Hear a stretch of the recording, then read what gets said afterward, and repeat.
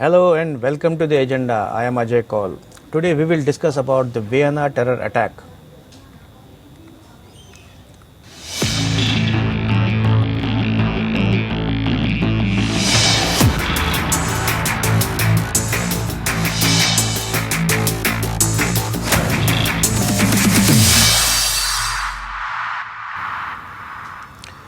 First it was France, now it is Austria. Terror struck the Austrian capital Vienna where at least 6 places were targeted, leaving several dead or wounded. It was on the pattern of Mumbai attacks of 2008, although not on the same scale. However, the incident highlights that Europe is coming face to face with terrorism, which India has been suffering for 4 decades. In the agenda today, we will discuss whether it is realization time for European nations or they will still refuse to call a spade a spade. We have with us two experts, retired Brigadier Sandeep Thapar and former director of DRDO's Public Interface Dr. Ravi Kumar Gupta. But before we begin our conversation, let's have a look at this small report. Just days after terror attacks in various cities of France, it was the turn of Austria to face the brunt of Islamic terrorism. Austria's capital, Vienna, was targeted at 6 places by terrorists, leaving several people dead or wounded. The attacks are seen to be linked to the controversial cartoons of Prophet Muhammad. French President Emmanuel Macron had defended the right to make such cartoons, which has angered Muslims. Pakistan and Turkey have been in the forefront of slamming Macron over it. Turkey's President Recep Erdogan has gone to the extent of saying that Europeans will not walk safely, and that is exactly what the terrorists intend to amplify by indulging in such attacks. European countries have so far been hardly touched by terrorism, and hence this nation never really understood the pain of countries like India, which has been facing the problem of Islamic terrorism for 4 decades. Whenever India highlighted that it was facing terrorism emanating from Pakistan, many of these European nations would dismiss it as law and order problem in India. Several of these countries would also allow anti-India Pakistan supported elements to operate freely under the pretext of freedom of expression. Also, many of the European countries have many times sought to corner India over so-called human rights violation in Kashmir, where India is fighting terrorism sponsored by Pakistan. But now, these countries are coming face to face with terrorism and clearly shaken. It is hoped that these nations will finally realize that the problem of terrorism is for real, can hurt any nation anytime. Bureau Report. Now let's welcome our guests Brigadier Datta and Dr. Ravi Gupta. Welcome to the program. So my first question is to Brigadier Thapar. Brigadier Thapar, you just saw attacks in Austria. Earlier it was France, now it is Austria. Is Europe under attack, under Islamic terrorism?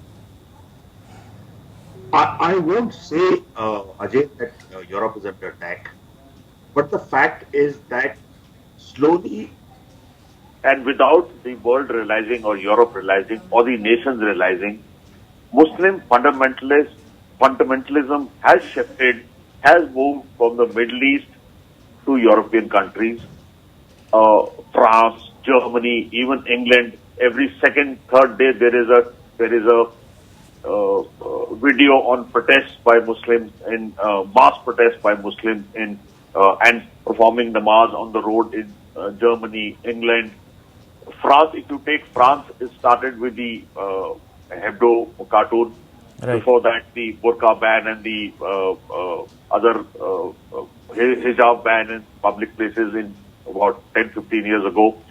Then the basic thing started from the Charlie Hebdo cartoon. And thereafter, this happened in 2010, 11, 2015, there were mass attacks, there were coordinated terrorist attacks, and they've been continuing.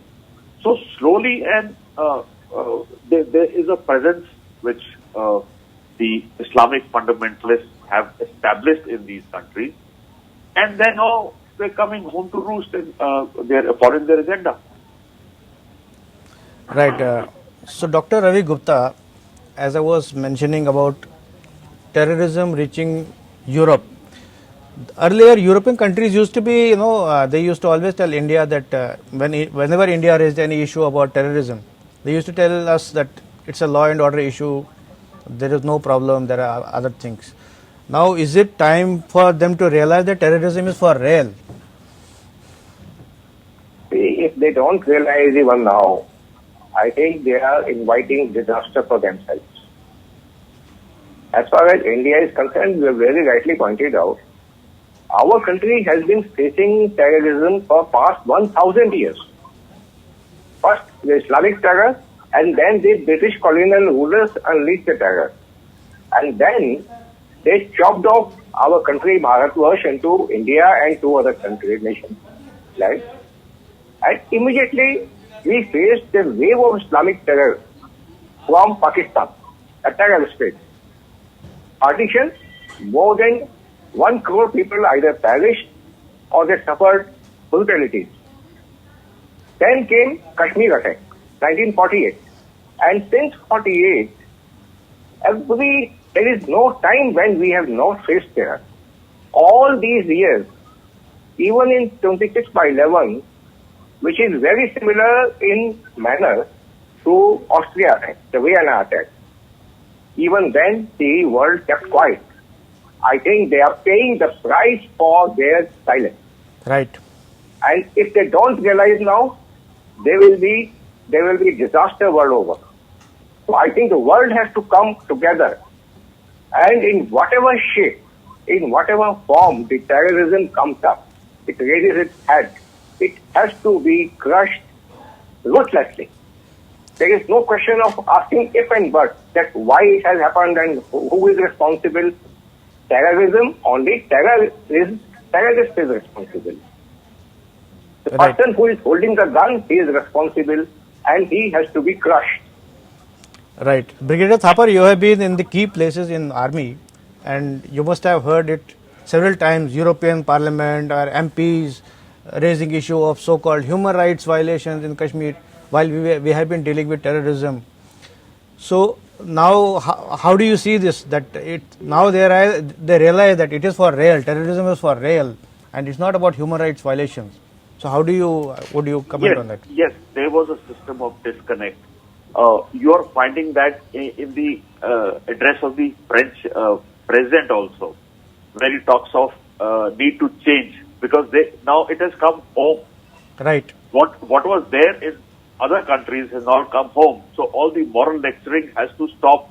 And see, France is also a secular country, but their secularism is different from ours in the sense that they have no place for religion in the public life, unlike like us.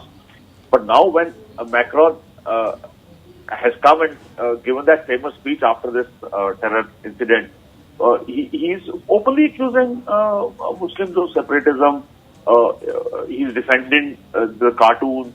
He's us talking about a French version of Islam, and he's calling Islam a religion in crisis, and the need to and they've launched measures to curtail the influence of Islam. So certain steps have been announced, which are oversight on the Muslim financing of the mosques, then sanitizing schools and prevent homeschooling. Basically, the madrasa culture which is there. So he's working on it. So when the terror comes home to roost, then you realize how it pinches, the shoe pinches, and then you carry out. Now, this is the same France which gave to the world equality, fraternity, and liberty, the spirit of the Bastille. Right.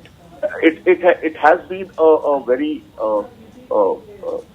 easygoing democracy, progressive, looking forward, welcoming all. But now, when it has hit home, now it is realizing that there was a flaw in it. That their kind of democracy can't be sustainable. And these are not, incidentally, these are not people. This is not Pak-supported insurgency or Iraq-supported. These are their homegrown Muslims, 10% of the population. Most of them are refugees who have come in. No, some are refugees, but bulk of their Muslims, 5 million Muslims, 9% of the population are former from French colonies. Yes, they have permitted certain to come from Syria and the other places, Turkey also. Turkey. But these are second generation Muslims. What has come now as this fundamentalism, which has come into those Muslims, and they have become more rigid in their stance. So you see every second day on WhatsApp or social media there is a video of long protests or Muslims in the European countries praying on these roads and traffic blocked, which one never thought would happen in the European countries. Even on the aircraft. Even on the aircraft. Even on the aircraft. It was only for India, Pakistan or subcontinent or those kind of places or Middle East where they had the super majority, all Muslims only. So the realization has now come that, see, America got the realization after 9/11. Right. The Indian subcontinent has got it. China has been smart. They are dealing with Uyghurs in their own way. They are ruthless. They are ruthless. They don't care about anything. They couldn't be bothered about the world opinion. Yes. Now it's time. Africa, the things are still not. Yes, there is Muslim fundamentalism, but Africa is far removed from everyone's mind at the moment because it doesn't probably matter. I'm sorry to say that, but Africa does not matter in most of the international relations. Europe does, and now it is happening to Europe. So, pigeons have come home to roost. Right. So, Dr. Gupta, as you heard that, as we discuss about European countries, maybe leave alone France, but most of the countries have been lecturing India on human rights issues. And I also note that all these countries, most of these countries, have been allowing anti-India activities by Pakistani elements freely under the garb of, under the guise of freedom of expression. So now that things are changing for them. Do you agree, Dr. Gupta? Yes, I definitely agree. I think these incidents will make them realize and it will initiate a change. But at the same time, we also have to be vocal about what is happening in our country unless we speak out freely. Now, let us not forget, till a few years back, our own people sitting in power, they were doing hanky-panky, like see the 26/11. There were attempts to show as if it is from India itself, and somebody from India has its killing. So when such things will happen, I think it is very, very shameful. But at the same time, you are rightly saying, as far as India is concerned, see, let us not forget that our Sanskriti, our culture is still live. Freedom of expression is fundamental to Sanatana Dharma. Freedom of expression, human values, human rights, we give lot of weightage to that. We give lot of weightage to peace and love. Even our defense, the weapon systems, we always say that these are for establishing peace through strength, so that as a kind of deterrent. We are not going to attack anybody. We have never gone and attacked anyone. We have been the victims. Now, these people who had been criticizing India in the name of human rights or in the name of freedom of expression, actually, in the heart of their hearts, they very well know that India loves freedom of expression. India gives a lot of respect to human rights, but it is all for the commercial values. They have known that India has been an economic giant, and they don't want India to come up once again. So in one garb or the other, they want to criticize India and pull it down, suppress it. So freedom of expression and human rights, see how these people can talk of freedom of expression. These European countries, they have been surviving on colonialism, going to Africa, coming to India and other Asian countries, ruling and looting them. Today, if we demand all that money which Britain has looted from us, and if it is made to pay back, the British economy is going to collapse. A major portion of British economy has come out of India in 200 years. And they were ruthless. I would say Islamic terror, whatever is going on, it is very minuscule as compared to what these Britishers did as late as World War II, when Winston Churchill was ruling. See, Bengal famine. How many millions have perished in that Bengal famine? That was the terror and terrorism. How can these people talk of human rights? They have behaved in India in the most inhumane and beastly manner. So India has been always peaceful. We have full respect for human rights, always. As far as freedom of expression is concerned, we give even a child, we say, yes, come out and speak. We encourage questioning. We are, whether you talk of Sanatana Dharma or Bharatiya Sanskriti, whatever name you give, we always uphold human values and freedom of expression, freedom of choice. It has some countries, some religions who believe in faith, certain specific faith, and which take an extremist form in the form of boycotting, that whatever I say is right, everything else is false. That is the cause of fundamentalism, which gives rise to terrorism. Right. The world has to come together, and if you think of modern times, then you have to be modern. Modern means that, yes, whatever is right, whatever is wrong, and there has to be a logic governing why it is wrong and why it is right. Just somebody saying that it is right or wrong does not matter at all. Right. Brigadier Datta, as Dr. Gupta highlighted, that we have been very liberal, even while dealing with terrorism. We have been kind of liberal. If you see the latest incident in France, where a person with knife was just shot dead, and here, even if during encounter you kill a terrorist, there are noises why he was killed, he should have been given a chance to surrender and all that. So how do you react that? Ajay, I have operated in JNK multiple tenures. I have operated Northeast Insurgency, Nagaland, Manipur. Let me tell you, our army is the most humane as far as in its behavior, as far as the human rights are concerned. Armies world over use artillery, armed helicopters, air force against terrorists and insurgents. We do not go beyond small arms. Right. Our Armed Force Special Power Act has been challenged, and Supreme Court has okayed it. There are the Chief of Army Staff's 10 commandments which are followed. Everyone carries a card. You follow the law. There are aberrations. You also know there are aberrations. Right. We proceed against them. Right. And action is taken against them. Action is taken against them. We don't hide them. Look at Pakistan, for instance, neighborhood. What is happening in Balochistan and Sindh? People are simply disappearing. There is no accountability. No, there is no comparison. I don't think Indian Army should be compared with Pakistan Army. There is no. I'm giving you an example in the neighborhood. Yeah. So we don't need to take lessons from anyone. See. No, what I was trying to say is, like, despite being such a humane army, we had to listen to lecturing by all those people. That's what I'm saying. Yeah. In the 90s, when we told the world, see, Pakistan sponsored a proxy war, nobody listened to us. Right. Because Pakistan was important, strategically important to them. The location was important. Afghanistan, Russia. Only when 9/11 happened that America realized that yes.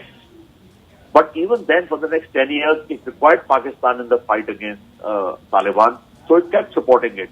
Right. It's only late, just before arrival of Trump and the previous president, that they realized that Pakistan had been taking them for a ride. And so slowly, the world opinion also started coinciding with India, that we are the party which has suffered. We are not the we are the victims. We are the victims of this kind of. Yeah. So slowly, and nobody is looking at Pakistan. Right. So slowly, people will come. They've realized that we are the sufferers, and what we will do is tremendous. And I see this kind of thing happening. More and more support coming from Indians from all these countries who are now under spate of fundamentalism. So, Dr. Gupta, you heard about him, and he talked about Pakistan. Now, there is also a new player in the game, which is called Turkey, particularly Erdogan. In fact, before, he recently warned that Europeans will not be able to walk freely I think his words are being translated into action. Dr. Gupta, what do you say? You see, first of all, I will not say that it is a new entrant. Turkey is an old player as far as terrorism is concerned. Ottoman Empire, what it did for centuries in Europe, is very well known. The kind of terror they unleashed. Ottoman Empire, you call it Ottoman Empire or you call it Turkey, it is one and the same thing. And so, but I would just say a new phenomena which is becoming more and more visible is that China, Turkey and this Islamic nexus. This is becoming very dangerous. The money part, the huge cash China is sitting on, and the power, the Ottoman, the kind of traditions Turkey has followed, and with the help of the already which is a terrorist state, Pakistan. This is, I think, is a very, very deadly combination, and the world has to wake up. Already, the 2020, the year has seen very many new kind of terror. It began with bioterror, or what you call coronavirus or Chinese virus, and it is the world is still, entire world is shaken. The economy of the world is shaken, whereas China is trying still to push his own agenda. Now, suddenly, this Turkey has again waken up. I say it is waken up. It was a sleeping snake. Now it is again waking up.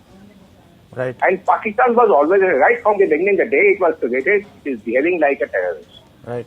So these, we have to contain them in multiple ways. It is not just, we cannot contain them with the help of a gun at all alone. The whole world has to come. The whole world has to come together. World has to come together. Yeah. World has to come together, expose them, isolate them economically, isolate them culturally, isolate them in every aspect. And wherever there is a violence, it should be treated very ruthlessly.